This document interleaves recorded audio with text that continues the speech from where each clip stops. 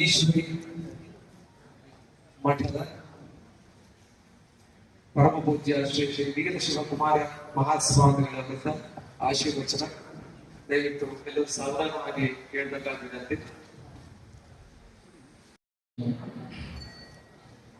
ವಿಶ್ವಕರ್ಮ ಸ್ವಾಮಿನಃ ವಿಶ್ವರೂಪಾಯ ಅಸ್ಮದಾಚಾರ್ಯೇಣ ವಂದೇ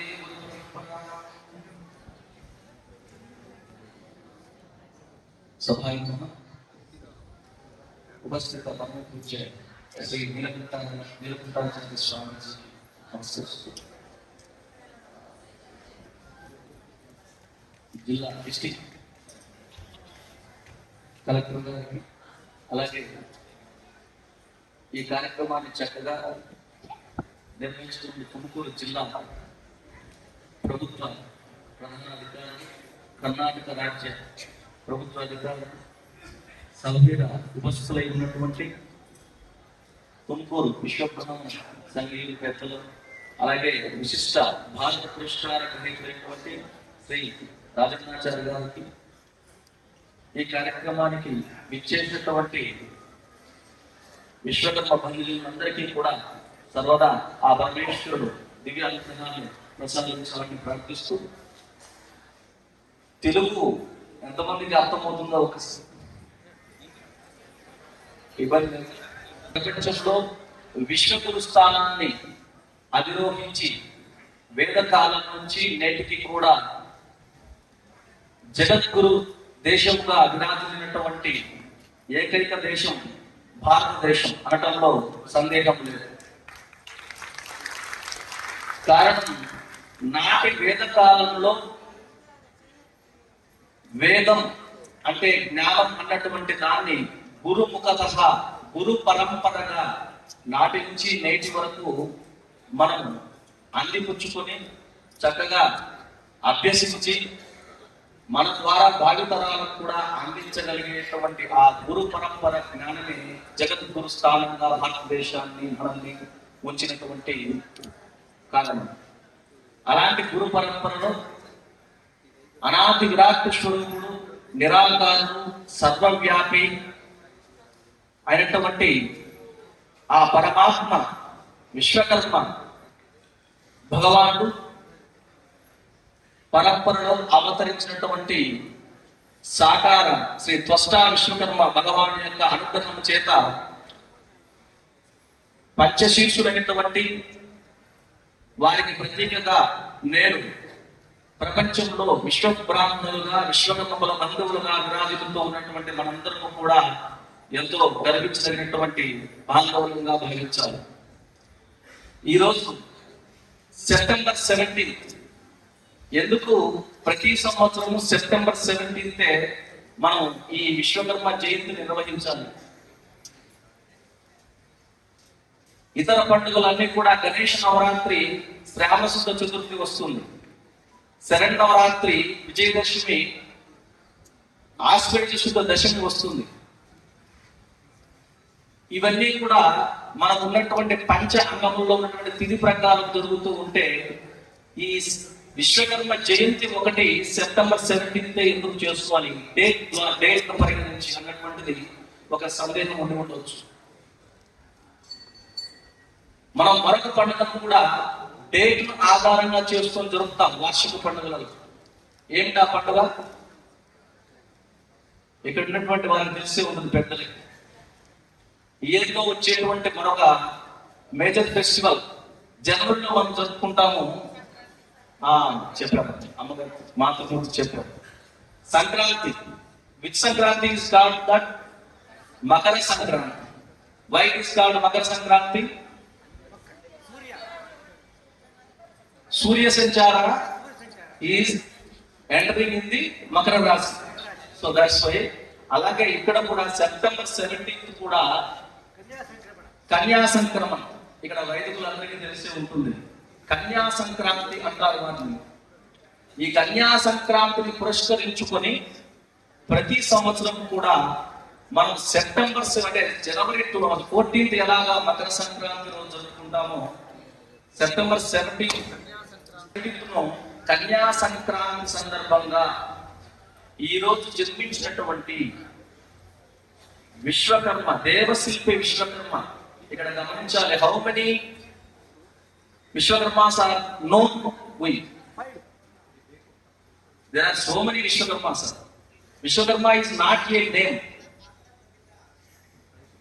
విశ్వకర్మ అన్నటువంటిది పేరు కాదు, ఒక గుణవాచకం, ఒక క్రియావాచకం. ఎవరైతే అద్భుతమైనటువంటి సృష్టి కౌశల్యాన్ని చేయగలుగుతారో వారిని విశ్వకర్మ అని పిలుస్తూ ఉంటారు. Chief minister is not a name. One of the example. What is the chief minister meaning? State first person. Okay, ఆ second first person is governor, second person is chief. One of the ultimate post in our state. That's like Vishwakarma is not a name. Vishwakarma is also a Kriyavachak and Gunavachak. So like that, ఎవరినైతే చక్కగా వారి యొక్క నిర్మాణ కౌశల్యాన్ని, సృజనను, సృష్టిని చేయగలుగుతారో వారిని అంత ఉన్నతమైనటువంటి వాచకంతో గౌరవించడమే విశ్వకర్మ అన్నటువంటి పదం. సో అలాగా ఈ యావత్తు సృష్టినంతటినీ కూడా ఏ ఆకారము లేనటువంటి నిరాకారుడు పంచభూతాలకు అతీతంగా ఈ సృష్టిని నిర్మింపచేసినప్పుడు నిరాకారమైనటువంటి ఆ యొక్క సృష్టికర్తను తనలో నుంచే సాకారమైనటువంటి ఒక రూపాన్ని అనుగ్రహించారు. వారు సాకార త్వష్టా విశ్వకర్మ అంటారు.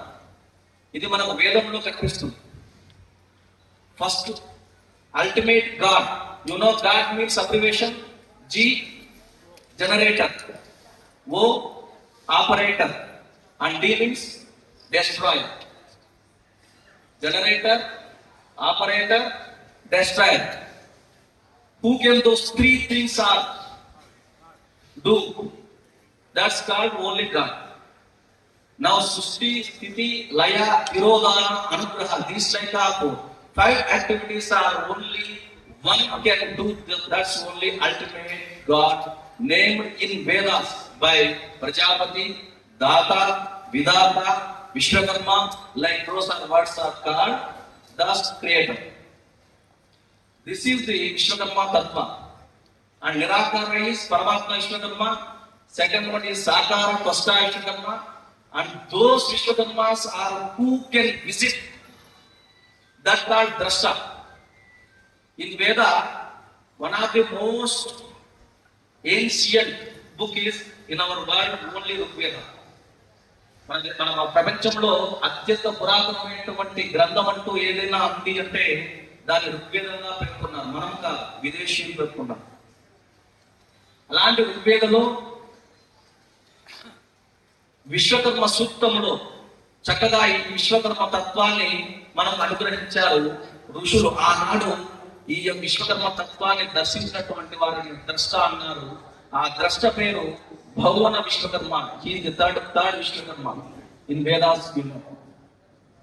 భువన విశ్వకర్మ ఆ విశ్వకర్మ తత్వాన్ని దర్శించి వేదంలో సూక్త రూపంలో మనల్ని ఆరాధించుకునే దానికి మనకు అందించినటువంటి వారు భువన విశ్వకర్మ. మనం చూస్తే ఇక్కడ ఈ విశ్వకర్మ రూపాన్ని చూడండి, పంచశీర్షాలతో ఉంటారు. అదే భువన విశ్వకర్మ వచ్చేసి ఒక శీర్షంతో ఉంటారు. ఏనుగు వాహనంగా ఉంటుంది, ఎల్ఫెటిస్. ఏనుగు అంటే భూతత్వ, పృథివీతత్వ. అందుకే మనకు గణనాథుని యొక్క ముఖాన్ని కూడా ఎలా చూపించారు? ఏనుగు ముఖంగా చూపించారు. సో ఇక్కడ మొట్టమొదటి ప్రపంచ రాజ్య ప్రారంభకుడిగా కూడా భువన విశ్వకర్మ వేదంలో పేర్కొన్నది. ఆ తర్వాత వారి యొక్క ఆ సాక్షాత్కార అనుగ్రహం చేత జన్మించినటువంటి వారే దేవశిల్పి విశ్వకర్మ. ఈ రోజు మనం జయంతి జరుపుకుంటూ ఉన్నటువంటి విశ్వకర్మ ఎవరయ్యా అంటే దేవశిల్పి విశ్వకర్మ. సో ముందుగా హౌ మెనీ టైప్స్ ఆఫ్ విశ్వకర్మాస్ ఉన్నాం. మనం ఆ విశ్వకర్మ గురించి తెలుసుకోవాలి. మనం తెలుసుకుని మన నెక్స్ట్ జనరేషన్ వారికి తెలియజేయాల్సినటువంటి బాధ్యత మనందరి మీద ఉంది. ఇందాకే స్వామీజీ చెప్పారు, పూజ్య స్వామీజీ గారు, భగవానికి జయంతి లేకున్నా కరెక్ట్. భగవానికి జయంతి ఉంటుందా? అన్ని జీవులు కూడా ఆయన నుంచే పుట్టాయి. అన్ని పేర్లు కూడా ఆయన నుంచే వచ్చాయి, అన్ని రూపాలు కూడా ఆయన నుంచే వచ్చాయి. తిరిగి మళ్ళా ఇవన్నీ కూడా ఎక్కడ కలిసిపోతున్నాయి? అదే వేదంలో చెప్తుంది, పూర్ణమిదం పూర్ణముదచ్యతే పూర్ణస్య పూర్ణమాదాయ పూర్ణమేవావశిష్యతే. ఈ పూర్ణము నుంచి ఉద్భవించినటువంటి అన్ని కూడా మరలా ఆ పూర్ణంలో కలిసిపోయేటువంటిదే అసలైనటువంటి భగవతత్వం. సో ఇలా ఇది అసలైన విశ్వకర్మ తత్వం. ప్రతి జీవిలో కూడా వారి యొక్క ఆత్మరూపంలో జ్యోతిష్వరూపంగా వెలుగుతూ ఉన్నటువంటిది ఎవరైనా అంటే అది విశ్వకర్మ తత్వము అని మనం గ్రహించాలి.